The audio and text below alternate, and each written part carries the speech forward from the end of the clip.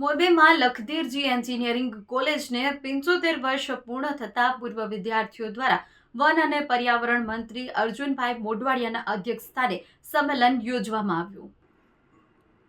મોરબીના લખધીરજી એન્જિનિયર્સ કોલેજના 75 વર્ષ પૂર્ણ થતા પૂર્વ વિદ્યાર્થીઓ દ્વારા વન અને પર્યાવરણ મંત્રી અર્જુનભાઈ મોઢવાડિયાના અધ્યક્ષસ્થાને સંમેલન યોજવામાં આવ્યું। વન અને પર્યાવરણ મંત્રી અર્જુનભાઈ મોઢવાડિયાના હસ્તે દીપ પ્રાગટ્ય કરી વૈદિક મંત્રોચ્ચારથી આજના કાર્યક્રમનો શુભારંભ કરવામાં આવ્યો હતો। હરેશભાઈ રંગવાલાએ વન અને પર્યાવરણ મંત્રી અર્જુનભાઈ મોઢવાડિયાનું મોમેન્ટોથી સ્વાગત કર્યું હતું। મોરબીમાં વિશ્વ પ્રસિદ્ધ કોલેજ શરૂ થઈ તે પૂર્વે જ રાજવી પરિવારે અહીં ટેકનિકલ શિક્ષણના પાયારૂપે ડિપ્લોમા કોર્સ શરૂ કરાવ્યા અને ઈસવીસન 1951માં લખધીરસિંહજી ઇજનેરી કોલેજ શરૂ કરવામાં આવી। માટે મહારાજા લખધીરસિંહજી જે રાજમહેલમાં રહેતા તે નગરબાગ પેલેસ કોલેજને ભેટ આપવામાં આવ્યો અને નજરબાગ પેલેસ ઈસવીસન 1880માં નિર્માણ પામ્યો હતો। મંત્રી અર્જુનભાઈ મોઢવાડિયાએ ત્યારના સમયે સૌરાષ્ટ્રની એકમાત્ર ઇજનેરી કોલેજના વિદ્યાર્થી તરીકે તેમના વિદ્યાર્થીકાળના કોલેજ તથા હોસ્ટેલના સંસ્મરણો યાદ કર્યા હતા।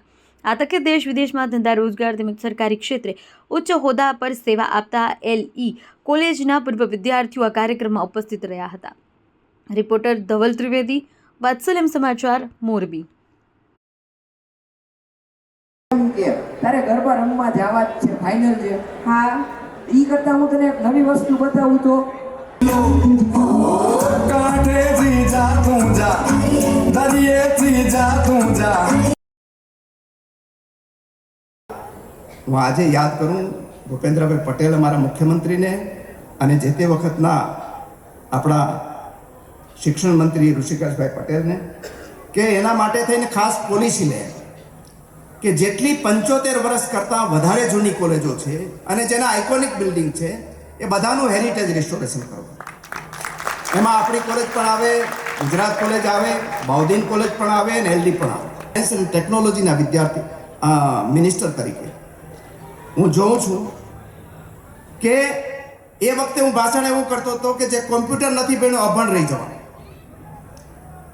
હવે વાત એવી આવે છે કે જે લોકો અહીંયા આપણે ત્યાં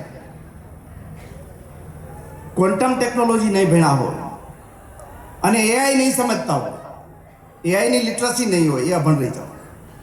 દરેક ક્ષેત્રમાં, એકમાં નહીં, બધી જગ્યાએ એટલું પરિવર્તન આવ્યું છે।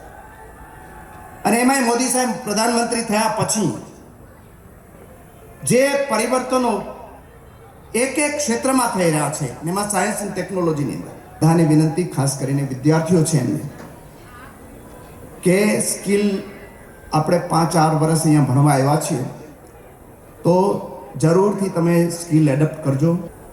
કોરોના એવો એક પડકાર હતો અને મોદી સાહેબે પડકારને ઓપોર્ચ્યુનિટીમાં, ચેલેન્જીસને ઓપોર્ચ્યુનિટીમાં કન્વર્ટ કર્યું। વેક્સિન નહોતી બનતી, વેક્સિન બનાવીને 140 કરોડ લોકોને વેક્સિન આપી।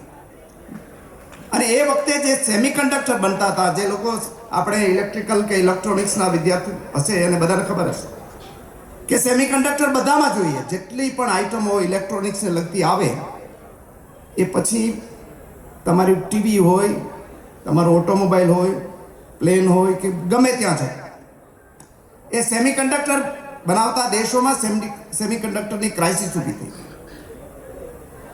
અને એ સેમિકન્ડક્ટરનું પ્રોડક્શન કરવા માટે મોદી સાહેબે પડકાર ઝીલો। 2027 આવશે ત્યારે મને યાદ રાખજો, ભારત છે એ વિશ્વનું સેમિકન્ડક્ટરનું હબ બનવા જઈ રહ્યું છે। અત્યારે એમાંય પાછું ગુજરાત એનું હબ બનવાનું છે। એટલે બધાને વિનંતી છે કે ઓપોર્ચ્યુનિટી નવી પેઢી માટે મોરબીમાં આપણે ઊભી થાય એના માટે બધાએ સહિયારા પ્રયાસો કરીએ।